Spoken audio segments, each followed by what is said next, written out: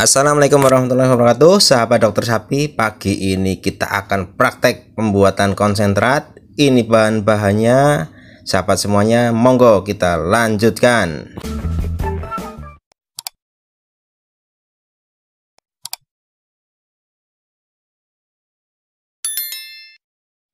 Jadi, monggo punggil kedelai, kemudian kulit kopi, kulit kopra, tetes, kemudian bisa urea, garam, uyah pak, uyah ya. Kemudian bisa yang lainnya silahkan, bisa premix, jangan jagung pak, jangan jagung ada. Nanti pakan akan kita buat sesuai yang ada pak. Jangan niru-niru si A, si B, si C, kan? Karena formula itu bukan sesuatu yang rahasia. Jadi memang kita itu sesuai dengan kebutuhannya, dengan ada yang apa yang ada di tempat kita. Bisa sifatnya untuk membantu meningkatkan performa, produksi, reproduksi, atau memang benar-benar untuk ngejar berat badan. Nah, namanya penggemukan. Kalau ke arah penggemukan nanti makin banyak makannya, makin cepat tumbuhnya.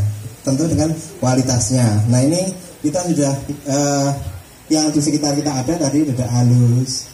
Kita harganya berapa segala macam. Nanti kita coba berapa formulasinya, ya Pak ya. Berapa persen, nanti ketemunya dari harga yang di Pak Sugeng ini. Nah baik, saudara-saudara, ini kita mulai dengan bahan-bahan baku yang ada. Kita susun seperti ini. Jadi bahan baku yang ada kita susun bersaf-saf. Yang paling bawah karena persentasenya paling banyak, yaitu onggok sampai 28%, kita susun di lapisan paling bawah. Nah itu kita buat merata, kemudian selebarnya, kemudian susun di atasnya lagi yang konsentrasinya paling tinggi kedua, yaitu dedak halus 20%, sahabat ya. Tadi onggok 28%, kita susun di atasnya dedak halus 20%. Nah, ini buat rata. Kemudian supaya nanti campurannya lebih homogen lagi. Nah, kemudian setelah itu di atasnya diberikan yaitu bungkil sawit. Nah, sahabat, ini yang bungkil sawit itu yang warnanya coklat. Jadi bungkil sawit ini dipakai sebagai salah satu sumber protein, lemaknya cukup tinggi dan seratnya juga cukup tinggi. Namun ketersediaannya cukup banyak sehingga kita bisa gunakan bungkil sawit ini. Nah, ini kemudian di atasnya lagi kita bisa berikan bungkil kelapa atau namanya kopra. Dalam hal ini dia butuh 13%, sahabat semuanya. Nah, kemudian kita ratain lagi, semuanya kita ratain sehingga nanti benar-benar bisa terkonsentrasi, bisa tersusun secara sempurna. Nah, ini kemudian setelah merata kita bisa gunakan kulit kopi, sahabatnya, kulit kopi. Nah, kulit kopi kita bisa pakai 5% saja. Nah, sahabat semuanya, kulit kopi ini merupakan bahan baku pakan, salah satu alternatif yang memang sumber seratnya cukup tinggi. Nah, digunakan karena untuk salah satunya sebagai bahan yang memiliki harga yang cukup murah, tetapi palatabilitasnya tidak begitu bagus, sahabat semuanya ya. Nah, kemudian tapi dia sumber serat yang cukup tinggi.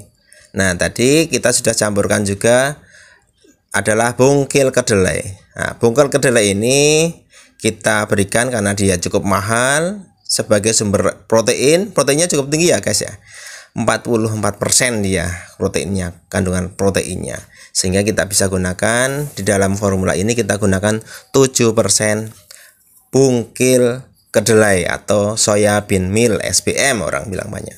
Nah, sahabat, ini kita tambahkan dengan tetes tebu. Ada yang mengenal tetes tebu, ada yang mengenal molasis. Nah, gitu seperti itu. Nah, pemberian tetes tebu ini, molasis ini kita bisa gunakan secara manual, bisa dengan sprayer, semprotan, sprayer. kemudian kita pastikan bahwa dia punya kekentalan yang cukup, bisa dispraykan.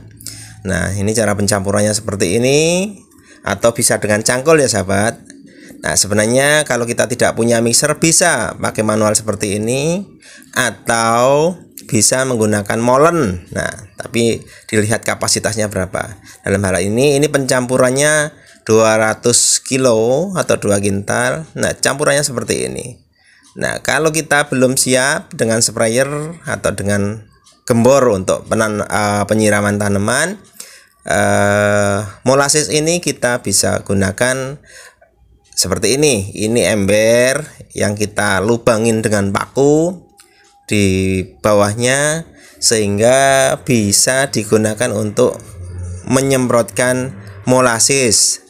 Molasses atau tetes tebu ini memiliki manfaat. Yang pertama sebenarnya sumber kalium yang cukup tinggi untuk memperlancar peredaran darah. Yang kedua sumber energi yang cukup excellent juga. Nah, yang ketiga, molasses ini berfungsi untuk mengikat partikel-partikel yang sifatnya lebih berdebu. Nah, contoh seperti dedak yang ketika dia tidak diikat dengan molasses, ketika dimakan sama sapi menimbulkan debu dan bisa menyebabkan sleek pneumonia, atau namanya ketika berdebu dimakan sapi sambil kecium sapi terbang, nah bisa kehirup di pernafasan sapi. Nah, itu bahayanya. Nah, ini fungsinya salah satu tetes tebu. Nah, berikutnya fungsi tetes tebu sendiri juga akan meningkatkan palatabilitasnya. Sapi menjadi lebih suka karena baunya yang wangi ya sahabatnya. Baunya lebih wangi. Nah, sahabat semuanya, ada beberapa campuran-campuran yang mikro. Contoh di situ ada garam yang kita berikan 0,3%. Nah, urea kita berikan 0,5%. Kemudian premix bisa kita gunakan 0,4%. Probiotik juga boleh digunakan 0,3%, serta sodium bikarbonat sebagai buffer untuk menghindari terjadinya asidosis, sahabat.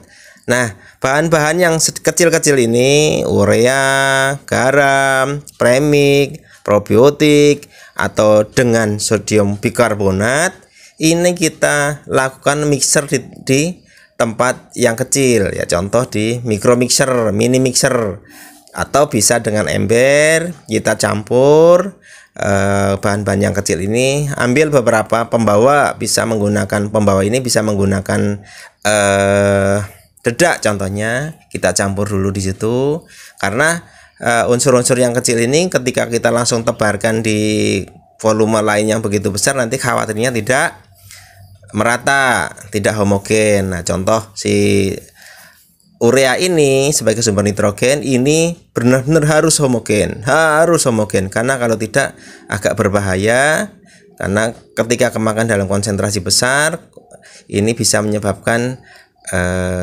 keracunan ya pada sapi. Nah, ini bisa berbahaya, sehingga tadi bahan-bahan yang sifatnya sedikit, urea, garam, premix, probiotik, ataupun sodium bikarbonat, kita bisa campur dulu di wadah yang kecil, kemudian kita tambahkan pembawanya, bisa pakai menggunakan dedak. Nah, sahabat, pastikan pencampuran ini homogen karena manual, sehingga semuanya bisa tercampur rata. Nah, ini pakannya sudah bisa jadi, sudah bagus, kita cium juga wangi.